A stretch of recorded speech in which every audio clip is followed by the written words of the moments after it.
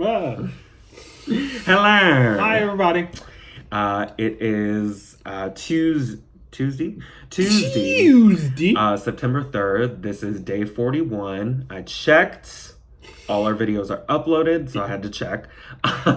Yeah, he's back on top of it. I can't be trusted.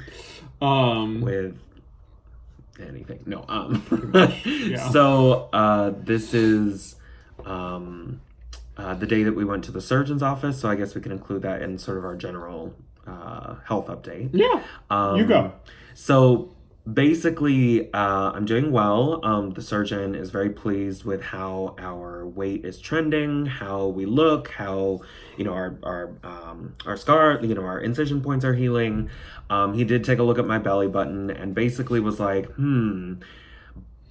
didn't really say it was abnormal or anything was wrong. He was just saying that, if this continues for 2 more weeks, he gave me a prescription for an antibiotic to take that would basically knock it out. Yeah, wide spectrum. So, yeah.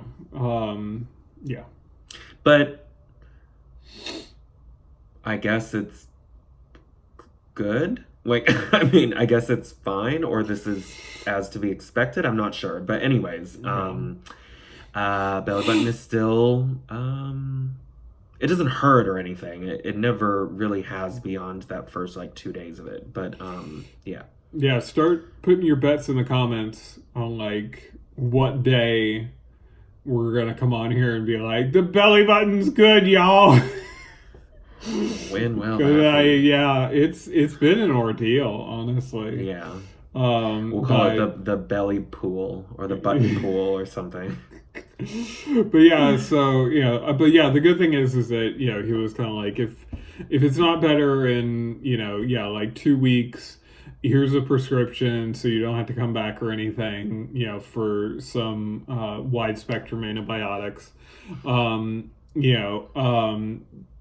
unfortunate thing with as you guys might know, with the wide spectrum stuff is it will kill indiscriminately, as far as bacteria goes. So even the good ones that you want to keep around. So right, which is why he was 2 weeks. Don't take it before then. Yeah. But, so yeah. What about your general health update? My general health update. So basically, for me, basically the surgeon, again, is really pleased. I'm really pleased. He told me that from the first day that I walked into his office, and because when you go for your consultation, they obviously weigh you and all this other stuff to see if you're a candidate, blah blah blah blah. So I found out that from that point when we first met until now, I've lost 78 pounds so far. And from my highest, which I still think I may actually call our PCP and be like, can you check your notes real quick and see where was my highest? But anyway, from what I remember my highest to be, I have lost 97 pounds to date. From that point, from the surgery, it's 30 something. I weighed in this morning, cause I forgot to yesterday. And, same. Yeah. And, I lost another 5. You were down 11 from 2 weeks ago. Yeah. So, to follow what Adam has said, since the first time I met Dr. Laurier, which was back in December, when I had my first consultation with him, which was basically when I was at my highest. Since then, I have now lost 60 pounds. Hallelujah! Senor. And then... Good job. I broke your arm. Sorry. You... Oh my God! I've lost 60 pounds. Since the surgery, I've lost about between 20 and 25 pounds. But yeah, I weighed in, I wrote it down, I now weigh 232 pounds. That's after I peed and, I only have we like, basically a small shirt. And we basically roll out of bed and pee and lay down the scale, wake it up, and then get on it. But as Adam said, I took our surgeon office manager's advice and weigh myself every 2 weeks now instead of every week, just because to me the data isn't as important as how I feel about the data. And how I feel about the data is every week is disappointing if I'm not losing at a certain rate or not losing as fast as I think I should be. But because I haven't weighed myself in 2 weeks and a day, 15 days, I basically lost 11 pounds between the last time I weighed myself and now, which to me is so much more rewarding. I mean,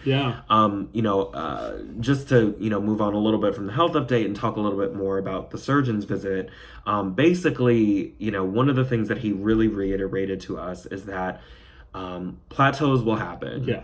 Stalls will happen. He basically described it as like a step, like a staircase kind of thing, where your body will go steady for a while, and then you'll lose, and then it'll level back out. And he told us that in the periods where you level out, your measurements will most likely be what's actually changing during that time. So just figuring out what's important to you as an individual and focusing on that. If it is the weight number, then just understand that there are things that come along with that. You may end up being disappointed more often if you do experience this, stair step level drop kind of thing.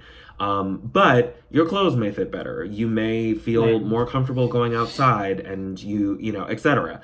To me, it's more about the fit of clothes. That's the thing, y'all. I don't know if you could see it. So, like, this shirt it was never really super snug anyway, but because it's my shirt and I was fucking huge. But this is turning into a 90, honestly.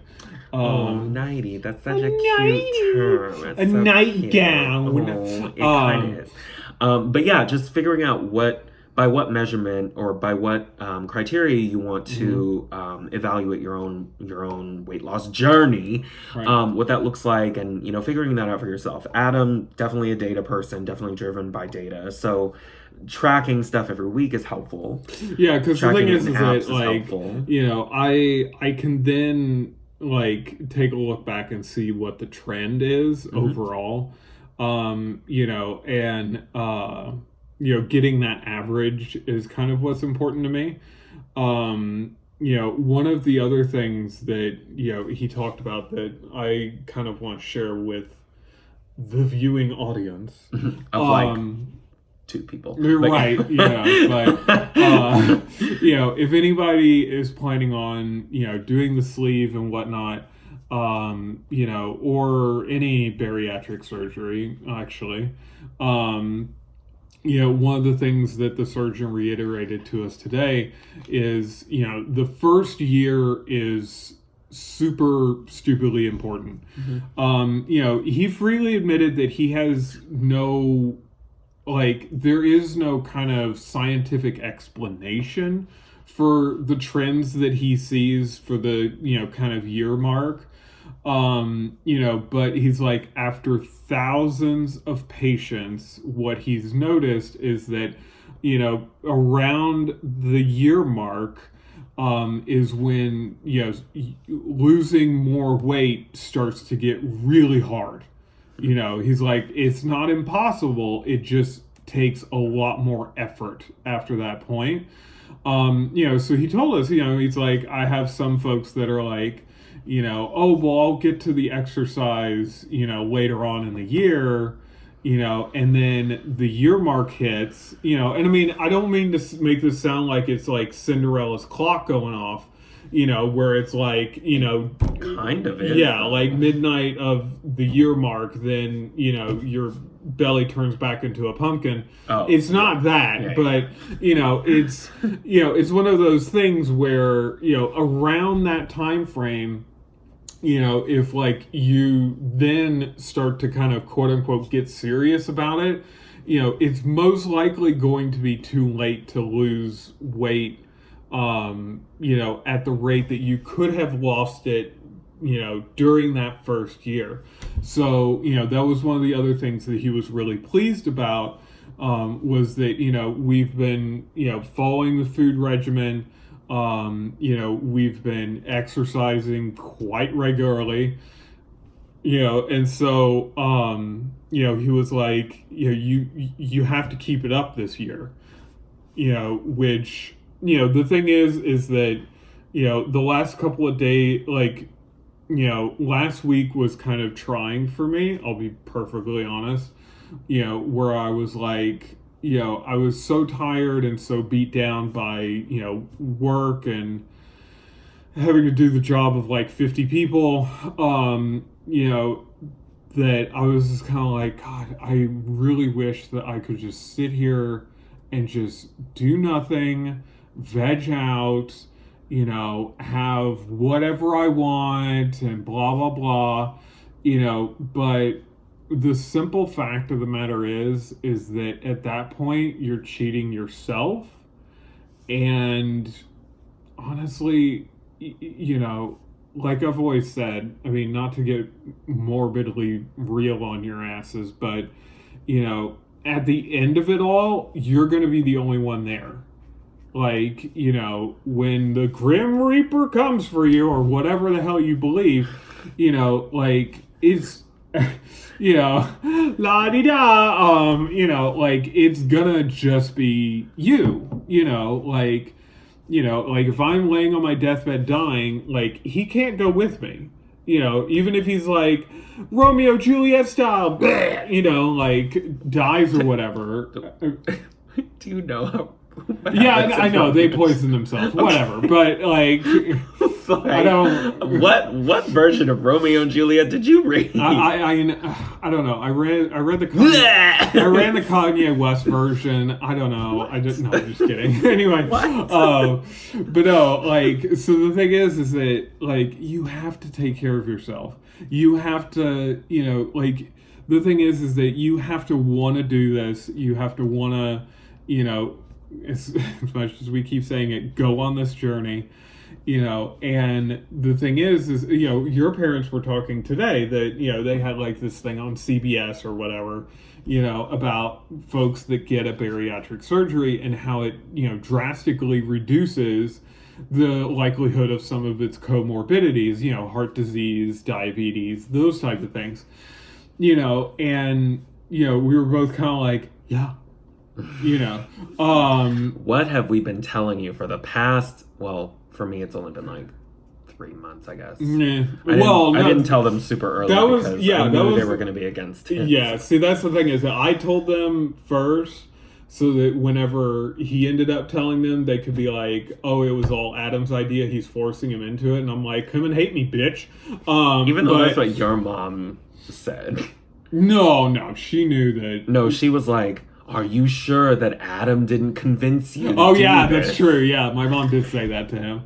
Anyways, both of our parents were neurotic as always. Yeah, I mean, they were against it, but, not because they don't think it works or anything. I think they're more against it because they're like, oh my gosh, this is a major surgery. Like, are you sure you want to do all this? It's a drastic life change, and they're kind of like, oh my God, you're not going to be able to eat normal, quote unquote, Which and is false. But that's like, I keep telling folks, I'm like, we're going to be able to eat whatever the hell we want.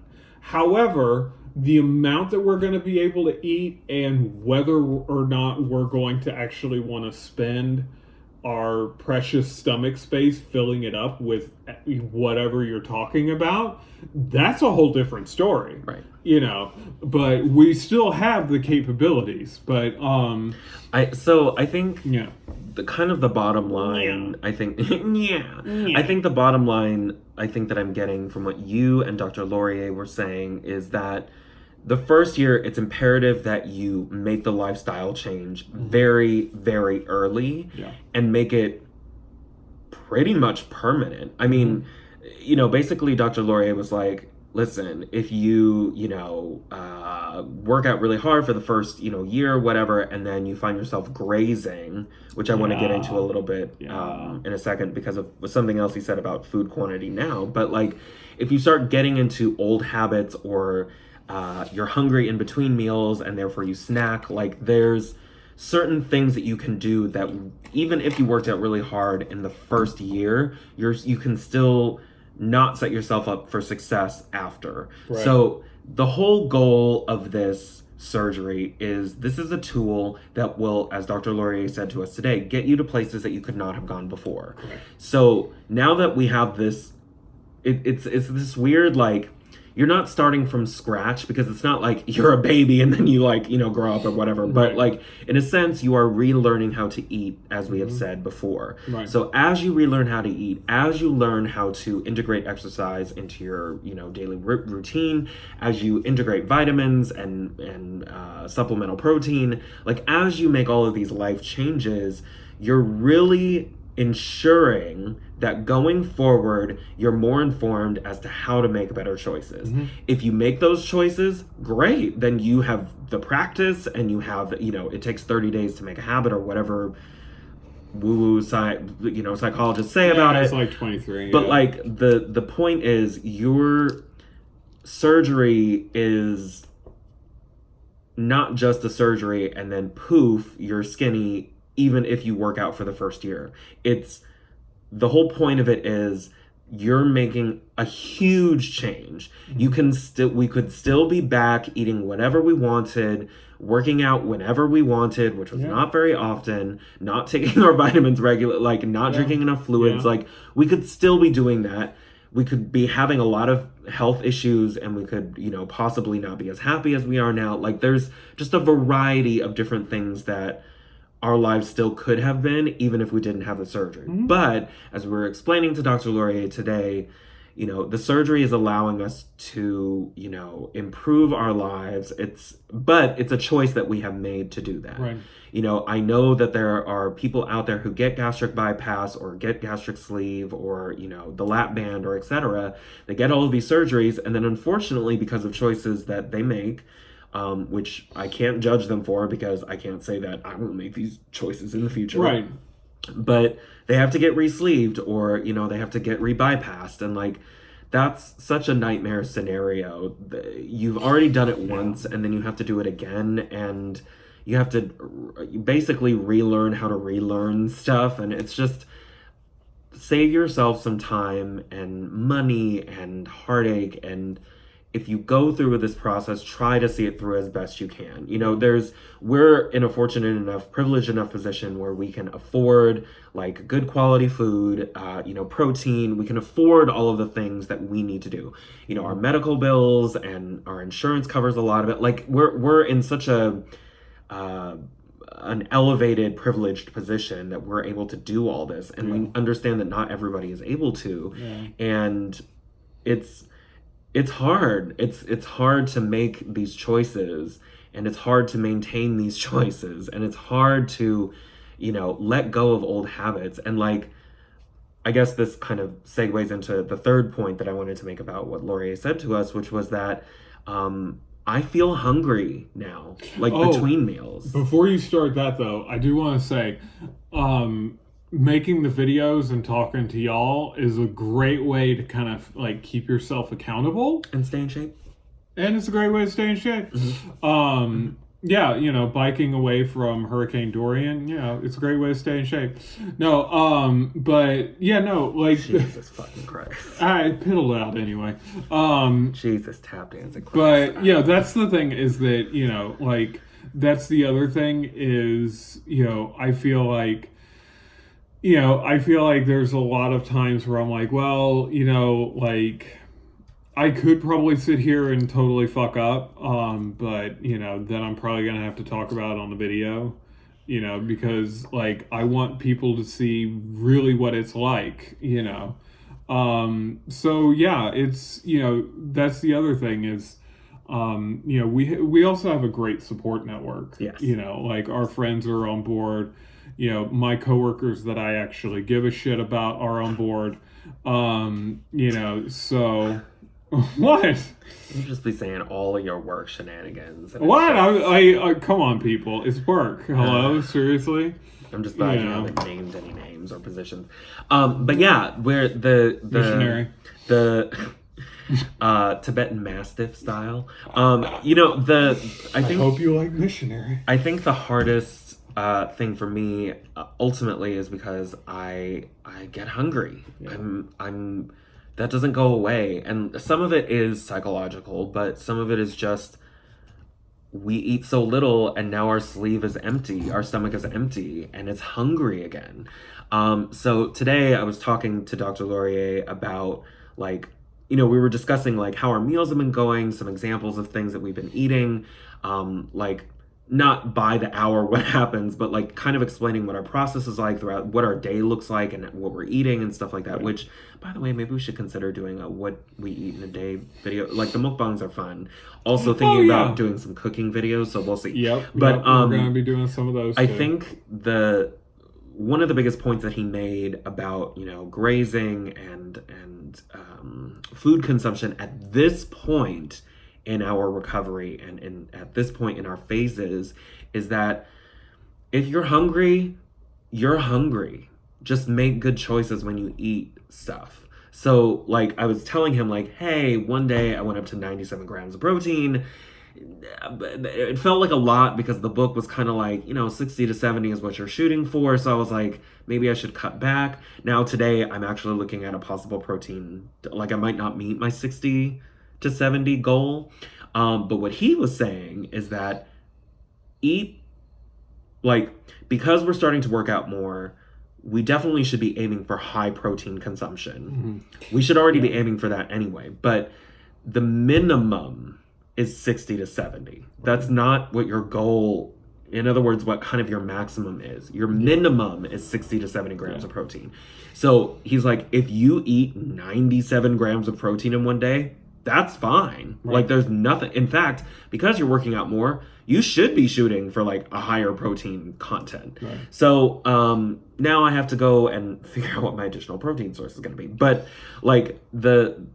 he made the point that if you're hungry at this point, you can eat a little bit more than what the book says. If you finish your 2 tablespoons of high protein stuff, you finish your 2 tablespoons of other food, and you're still hungry, eat some, don't go crazy, but eat something, stop when your stomach says stop so that you don't get discomfort and you don't throw up and you don't have diarrhea and stuff. But eat something. Don't be afraid to eat, but make good choices when you eat. Eat more high protein stuff then. If you've had the 2 tablespoons of protein, 2 tablespoons of other, have some more protein.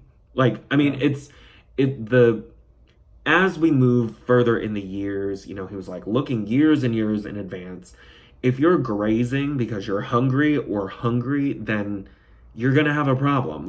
You can kill a bag of potato chips because you're hungry, and then that's not really going to fill you up like high protein stuff can. Yeah. So then you're going to gain weight. Yeah, that's what he was saying, is that he's like, one of the main traps that, most of his patients end up falling into is, the grazing trap. It's they'll be like, oh, I'm kind of hungry for whatever reason, and they'll reach for, the peanut M&Ms or, the bag of chips or whatever. And, he was like, mainly because they're so empty of protein and some of the other, macronutrients that take a while to to actually digest in the stomach. He's like, they'll basically just pass right through the sleeve with almost no, stopping time, right? And so the problem is that, normally, we eat until our sleeve says, I'm good, I'm done, but with these grazing items, the problem is that they, quote unquote, digest so quickly that the sleeve is constantly kind of just emptying, right? And so the problem is that you don't get that sense of fullness, but you're still taking in a fuck ton of calories, and so he was like, he's like, not bad if, it's like a one time, 2 time thing, over the course of X number of, weeks or months or whatever. He's like, but if it's a consistent thing that happens, he's like, the calories start adding up really quick and the weight starts coming back on, and so, yeah, he warned us both that, not right now. I mean, right now as well. I mean, like, not that we're eating potato chips or anything, but it's kind of like, like grazing on mashed potatoes, let's say. I mean, you don't want to do that either. Yeah, I think also, I would try for a third protein shake if I were you. I haven't had my second one. That's why. Otherwise, I would. Oh no, but yeah, I'm saying like whenever you get hungry. Oh again. yeah. I mean, because protein will fill you up. I'm I've been eating all the chicken lob. I've been plowing through that because it is so good. Also with the Parmesan on it, it is just the Parmesan, the umami of the Parmesan mixed with the umami of the fish sauce is just, oh my God, it is so good. But that's the kind of thing, like, I'm... Umi God. Oh my God. Umami God? There we go. Umami God. That was real dumb. I just love food. I just love food. And I enjoy the different tastes. I enjoy the different textures. I enjoy the different, ways that, like, it's presented. Like, it's, like, there's just so much good food out there, a lot of which I have not tried, just period. And I want to try more. And it's, like, just figuring out how best to do that given our new situation. It's, for example, like, if I go to a restaurant and there's, like, let's say a Mediterranean restaurant or an Israeli restaurant specifically, because I've been dreaming about, like, 2 Israeli restaurants specifically. But, like, they may bring out hummus with pita to start, or baba ganoush with pita, both of which are decently okay with protein. Depending on how they were made, may have a lot of fat and may have a lot of carbs. But I can only have a little bit of that. Mm-hmm. And then, I can order, like, kebabs or falafel, or, I can order something that has more protein in it. Mm-hmm. I just have to wait until the protein gets there. I can't graze on the chips and salsa that they bring at, certain restaurants. I can't, well, maybe I can do this with banchan. But anyways, like, there's just, you just have to kind of reimagine your dining experience in a different way, especially when it comes to these places that have tasting menus, which is, like, the joy of, like, omakase sushi, for example, where basically the chef decides everything for you and brings out, whatever they feel like or whatever they think is good. And, like, you're sort of at their mercy in a way, but you can even work your way around that. Just don't eat the rice, just eat the fish. Like, there's ways that you can deal with all of these different food situations. It's just figuring out how to rethink how you interact with food. And that includes the grazing, that includes the snacking. It also includes, like, listening to your stomach and figuring out when you're full. If you're not full at this point, we should be eating something. Like, our sleeve is probably, he was like, I was explaining to him, like, there's times where I just eat a quarter cup of protein. I don't even have, like, I've tried applesauce, I've tried, mashed potatoes, I've tried, like, black beans, I've tried other things with my protein, and I'm still hungry. Well, so here's the thing. Here's the other thing that he said, because I don't actually remember him saying, like, oh, just go ahead and, like, eat more or whatever. The one thing I do remember him saying, I genuinely don't. The one thing I do remember him saying, though, was that beginning with phase 5, whenever the protein becomes more solid and it sits in your harder stomach for us to digest, he's like, you'll feel fuller longer. And so he was like, he's like, normally this problem sorts itself out. Exactly. That's what I'm saying is right now, if we're hungry, we should eat more. When we get to the softer foods phase, or soft foods phase rather, that is definitely a point where we have to very closely listen to our stomach. We have to very specifically be like, oh my gosh, y'all, I don't know if we can have no more. Also, yeah, because him and I just had thought about what? So tomorrow is our friend's birthday at the ramen restaurant. Yeah. So, because I was gonna make ground chicken Japanese curry, but we can't have it because we'll be at the restaurant. Yeah. Do they have curry? I don't think so. I'll have to double check. But anyway, like, but no, maybe I could make it tomorrow for lunch. But I'm just saying, like, I could make it for you to take to work or whatever. But that's the thing is that, like, you know, him and I got into a conversation, the surgeon and I, rather, sorry, about, you know, like, you know, because he was asking how the eating was going and everything.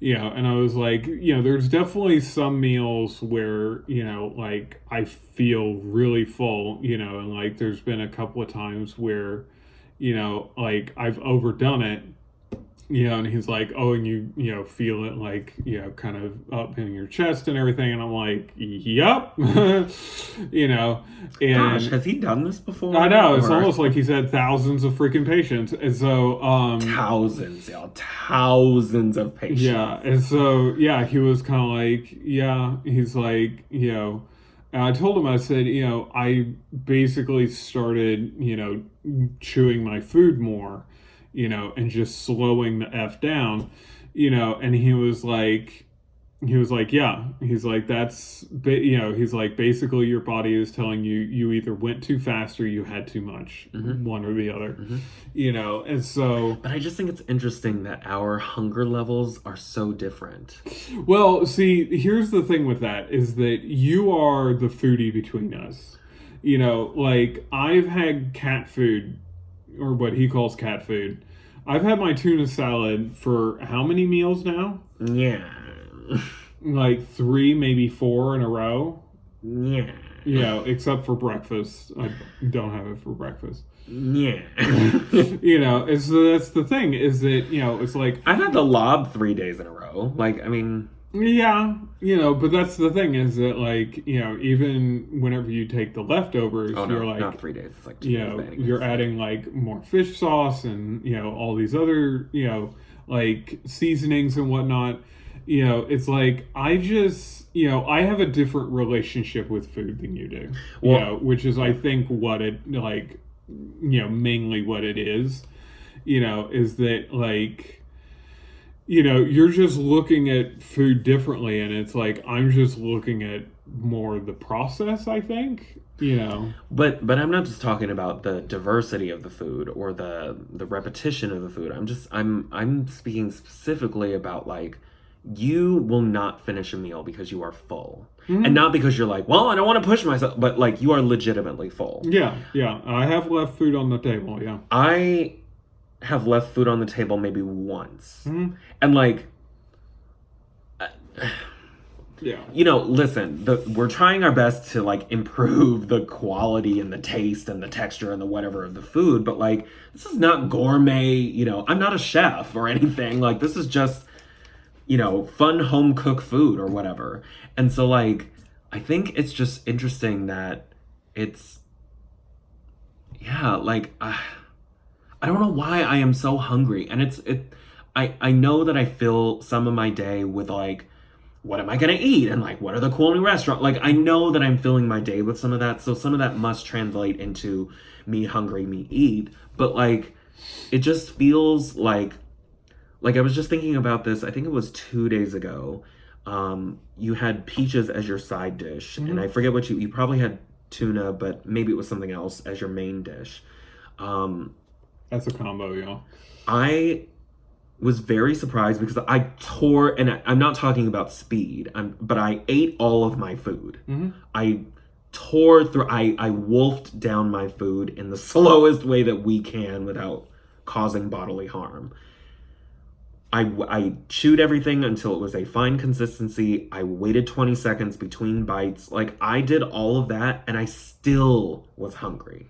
And, like, you for sure maybe had one, maybe two small bites of peaches, but you left, and I mean this in not like a disrespectful way, but you left some of the peaches in the bowl, and it's like, why am I so hungry and you're not as hungry? And like, whatever, it's a variety of things. That was the thing, is that, you know, it's like I had my tuna salad, you know, and after eating through it and everything, I was just kind of like, you know, I'm good, you know, like I may have a peach to, you know, give me like a little, you know, dessert, but yeah, and I had like 2 or 3 of them, you know, and then my body was like, no, seriously, for real, you stop that shit or we're gonna have a problem. And, you know, and so I was just kind of like, okay, well, I guess I'm done now. I'm just so glad that you have that finely attuned sense of like, I'm fucking full stop. And you listen to it and you're like, and you actually stop. Like, that's just... I do if awesome. I do if I have the time to concentrate. Like, the thing that I'm working on now is making sure that I can devote enough time whenever I'm like, you know, oh, I gotta have lunch on the go, you know, kind of mentality, to still apply the same concepts so that I don't overfill myself. You know, because like the one day that we had the omelet with the sausage and the green pepper, you know, like, you know, that amount of fullness was quite honestly debilitating. Like, you know, I was so full and so gassy and like everything else that like I didn't want to go anywhere because I was like, I'm so kind of just nauseous, you know. And so it's like, you know, this is why we have to, you know, chew our food and everything else. So, yeah, no, I think all in all, it was a great visit with the surgeon. You know, yeah, he was really pleased with our progress, you know, which that's the thing, is that, you know, like, is really weird because, you know, usually if I go to the doctor and I know that I've done something bad, you know, quote unquote, I'm always like, oh my God, they're going to be mad with me. But it's like this time, whenever this, you know, the doctor's kind of like, I'm really happy with what you're doing, I'm kind of like, huh? Okay. You know, like, it's such a weird sensation. Like, you know, I maybe it's just an American thing. I don't know. But like, you know, we have such a weird relationship with our doctors. It's really fucked up. But anyway, yeah, so, you know, and then, you know, we... Oh my gosh, wait. Before we get off the surgeon thing, I just want to say that I went in today not really knowing what to expect. I mean, I knew that we had lost weight, and I kind of knew how much and all of that stuff. But like, Adam's right. Like, we got such a you know, an A+ from our doctor. It was a little weird. I think the cherry on top of it for me was that my blood pressure was so normal, like within the normal range, and like it's never been like super duper high or anything to the point where I needed to take medicine. But it was getting to the point where I was like sort of hypertension adjacent. Yeah, the thing is, both of us were pre-hypertension going into like during the 6-month doctor visits and everything. You know, neither one of us had to take any medication for it. I always played it off as white coat hypertension, which, you know, is kind of a medical funny term for for, you know, if you see a doctor, your blood pressure immediately rises, you know, because they're in the white coat. Anyway, whatever. So if you have to explain the joke, I know. But, well, that's the problem, is that I've ran into nurses that don't even know what it is. And I'm kind of like, fine, blue scrub hypertension. Get it now? So anyway, but yeah. So, great relationships with our medical professionals. I swear to God. But the thing is that, you know, like, yeah, I mean, it used to be, you know, I would have to sit there and be like, calm, you know, just to like not have them be like, oh my God, are you dying? you know, kind of, not really, but like that kind of It's like, I like was never level that of, high. you know, hypertension. And, you know, so, you know, for those of you that don't know, hypertension usually starts at 140 over 90, okay? You know, 120 over 80 is considered normal. You know, anything 80 over, cannot remember, probably like 60 or so, you know, is, I don't know if the technical term is hypotensive. Hypotension. Yeah. Okay. I looked it up today. Yeah, so, you know, so that's kind of your ranges, right? So I was hovering around the like 115 over, I don't know, 80 something, 90 Yeah. something. Yeah.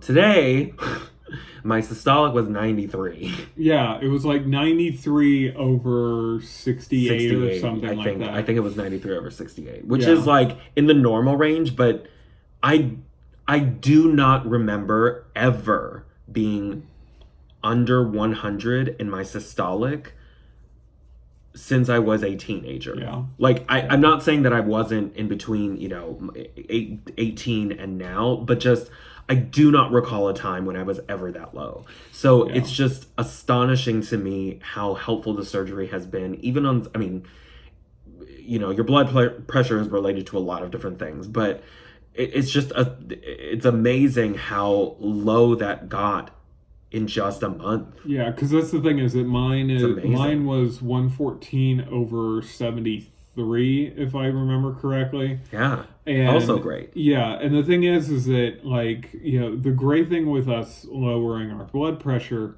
is, you know, you reduce your risk of stroke, heart disease, arterial sclerosis, like, you know, there's a whole host of shit that's affected by if you have hypertension, you know, because your heart is trying, you know, is having to pump so freaking hard. And, you know, like, just a quick little anatomy lesson, the first place it goes is it feeds itself. You know, some people may think it's selfish. You know, our bodies are built for survival. Hello. So anyway, you know, it feeds itself. The only problem is that if your blood pressure is that high, you know, it doesn't feed itself with, like, you know, a blood vessel the size of like your aorta. No. You know, it's kind of the same size as the veins that you can see in your wrist. And so, you know, if you take a giant pump, you know, from your heart that's at that level of pressure, and you try to shove it through a tube that's that small, it's gonna damage and wear itself over time, which the only way for your body to repair that damage is to harden it against that type of pressure. You know, so your artery walls end up hardening up, blah, blah, blah, blah.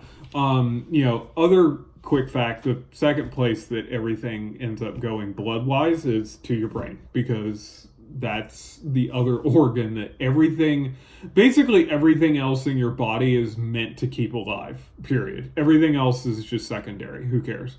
You know, and so that's the thing is that, again, like, you know, you have a crap ton of pressure, you know, in your blood coming up there, and then it gets into all these little tiny capillaries and everything with such force, you know, you run the risk of an aneurysm, you know, having a stroke, something.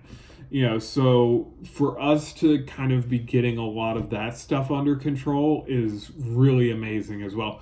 We should probably honestly go back to our PCP, you know, and just do our physical for the year, you know, just to kind of see, you know, I'm anticipating some of our, like our, kidney urea, counts will be probably stupidly high, mainly because of the protein that we're taking. You know, but it's like, you know, I want to check your blood sugar. I want to check my blood sugar. You know, it's like, I just want to see, you know, where a lot of the other markers are. I mean, even the vitamin D, because, you know, we get out for at least 30 minutes every day. So, not that we're like sunbathing or anything, but Because I cover up. yeah, me too. So I just want to mention two other quick things, and then I will talk about something real serious for just a tiny little bit. So yeah, we had the exterminators come today. Oh, yeah. They took care of the ant issue inside and outside. Yep. That was nice, but a little unexpected because they basically gave us a window of 9 to 12, and I fully expected them to come somewhere in the middle. So when we got up this morning, we were like, okay, let's go out for a walk. I overslept. So we got out for a walk. At like 8. Like 10 minutes into our walk, they text me and they're like, hey, we're going to be there in like less than a half an hour. And I was like, fuck. So we did not work out today. This is our first day not doing a serious workout. Yeah, I mean, we got, to be fair, we got 10 minutes in, and then, We also walked around like the parking lot to get to our car. Like we did some stuff. We did move, but it wasn't a consistent like 30-minute block of time. Yeah. That is very true. Right. So that's notable. We did move a giant TV though. We did move a giant TV. It's notable because, like Adam said, it's the first time we haven't really done any movement in a consistent 30-minute moderate way for about 3 weeks. So it's nice to have rest. A lot of people will say no rest days. That's bullshit. But I think it's good to have a rest day every now and then. Yeah, but your body has to repair. We still are committed to working out consistently. Yep. So the other thing that I wanted to talk about that is a little serious. We don't need to spoil the rice and go into all the details, but I'm just saying that we're committed to not just talking about the good stuff, the A's on the report card. We're committed to also being transparent and candid about like other struggles that we're going through, because the sleeve stuff, as we have said a bajillion times, is just a tool. You still have to work hard on your physical, body. You have to work hard on your emotional capacity. You have to work hard on your mental faculties. And the surgery is not a cure-all. It does not fix everything. Right. And so Adam and I had, an argument last night that I would say got pretty serious. Again, we don't need to go into all of the details here, but suffice it to say, the surgery doesn't make you immune to like other worldly concerns. Correct. Like you have to understand that, just because you're feeling more fit or your mind is less clouded, or the way that you're sort of adjusting your lifestyle and the things that you're doing to better it. Just because you're doing all of those things doesn't mean that the issues and problems that you had before don't exist after the surgery. Correct. They certainly do.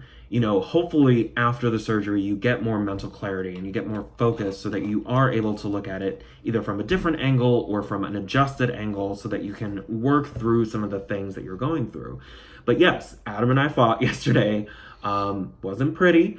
I guess it wasn't that ugly, but like I just want to be honest about that, because it's something that, this is not meant to be like, a magical highlight reel of all the amazing things that are happening to us. It's, Yeah, that's the thing, is that, like, honestly, real life, well, like other aspects of your life will still creep in, like, you may have other tools to be able to handle them. Like, you may have more energy that you can be like, like this would be, really crushing before, but, now, what, I could take care of it,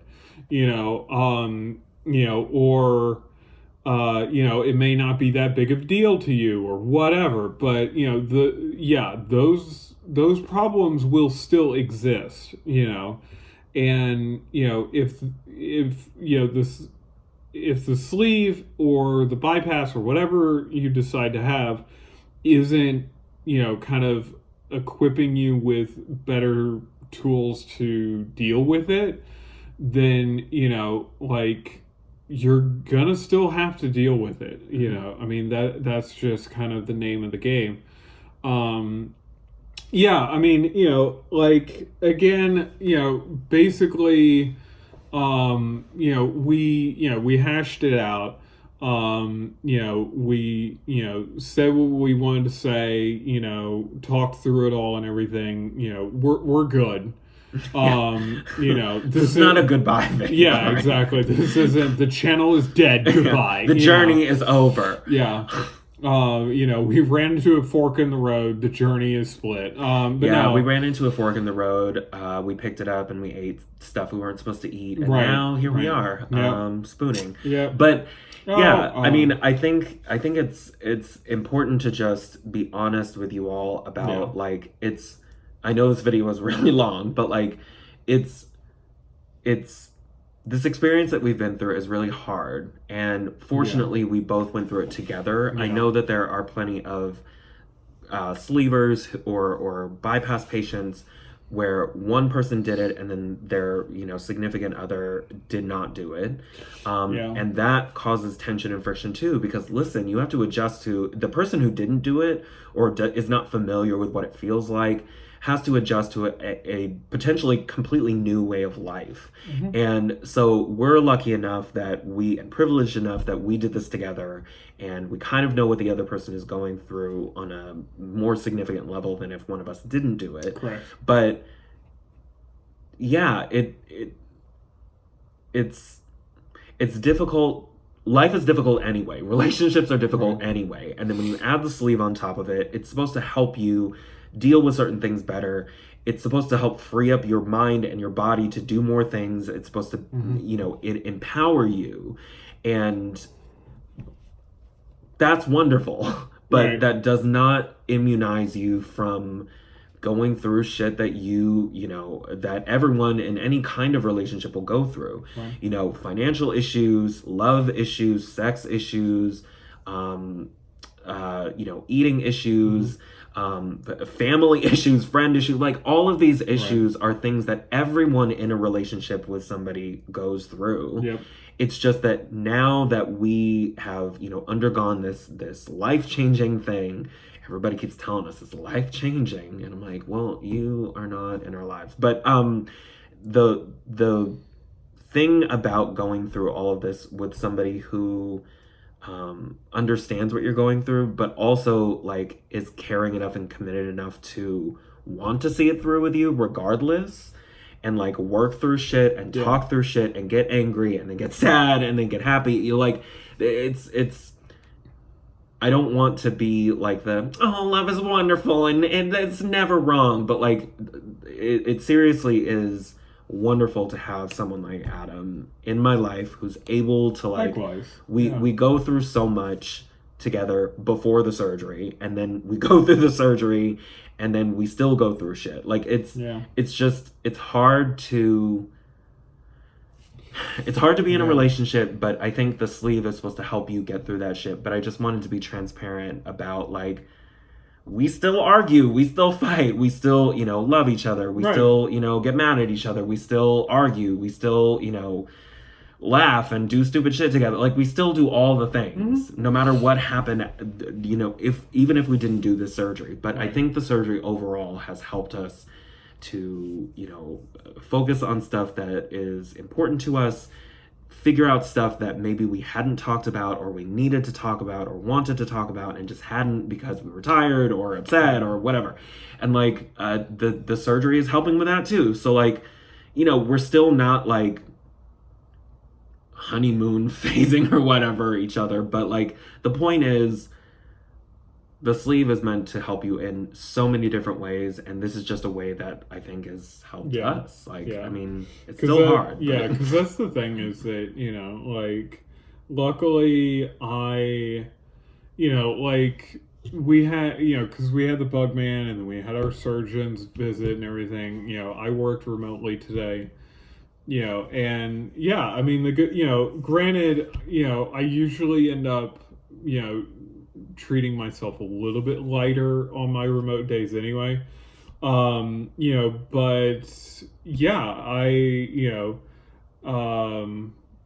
solved a bunch of crap today, and then as soon as everything was done, I was like, well, it's time to start programming again, and It's I you was, time. yeah, and I was working on the plugin, and all this other stuff, and, you know, I just would not have, that level of energy before. That's just how it is.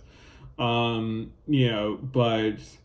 yeah, that's the thing is that it's like, life is still going to drain you, like, and that's the thing is that it's like, relationships don't, like, it's like anything that, you do in a kind of collaborative environment. Like, it doesn't drive itself, like, it takes work, it takes effort, sometimes more, sometimes less, but yeah, I mean, the great thing is that, it's like, you know losing the weight, gaining a little bit more energy, as you go through the phases, you'll be able to deal with more stuff, but that doesn't necessarily mean that you're not going to run into something that you still can't handle, and so the thing is that, you still need to figure out how you're going to handle those type of situations. But but that's just life, and so yeah, it's still there, it's still real. He didn't cut that out while he was rummaging around in there, so If only. I know. So, to not end this video on a sad note, or at least on a not up note, I just wanted That's to too add that my birthday is coming up Yeah. in almost in 11 days. Yeah. I can't say I'm excited to get older, but I can say that I feel like I've gained so much experience and knowledge, and I'll probably talk more philosophically about it on my birthday. But the good news beyond my birthday is coming up is that I made a reservation at a restaurant that I'm very excited about. It's a Spanish restaurant that does like sort of modern Spanish cuisine, and it's tapas, which is basically like small plates that are meant to be shared. Perfect. And exactly, it's got a variety of different kinds of like proteins that we can sample, lamb and sea, and like, there's just there's interesting things on the menu. It's like in an up and coming neighborhood in LA that is kind of like a new foodie avenue for people to like go and explore, and I'm just very excited. Now we'll see if people show up. Okay, that was supposed to be exciting, and then it got sad again. But I have this thing about who are your real friends? I mean, who's gonna check up on you if there's like an earthquake?